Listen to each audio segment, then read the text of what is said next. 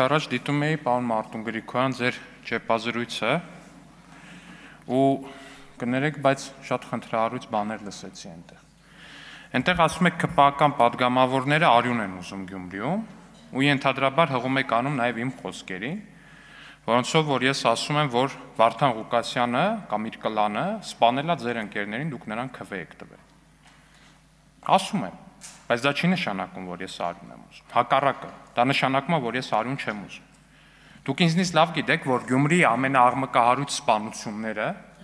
բոլոր, գրեթե բոլոր, այն բոլոր դեպքերը, որոնց մասին գիտենք,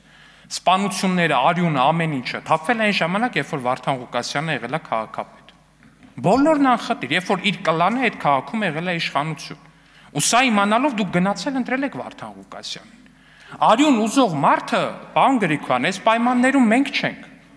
Դուք եք ընտրել Վարդան Ղուկասյանին, Վարդան Ղուկասյանին, Վարդանիկին, որին դուք ինքներդ եք մեղադրել այդ սպանությունների մեջ, որին ձեր ընտանիքը, ձեր ընկերներն են մեղադրել այդ սպանությունների մեջ։ Հիմա ասում եք ԿՊ-ն արյուն ա ուզում։ Ո՞նց ենք արյուն ուզում։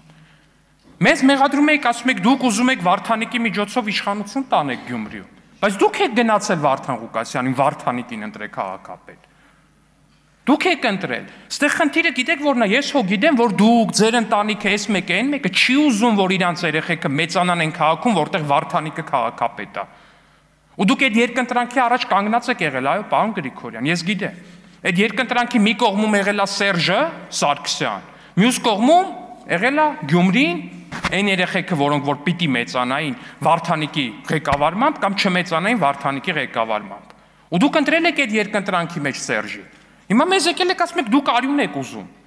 Չենք ուզում արյուն, պարոն Գրիգորյան, դուք եք արյուն բերող քաղաքապետի ընտրել։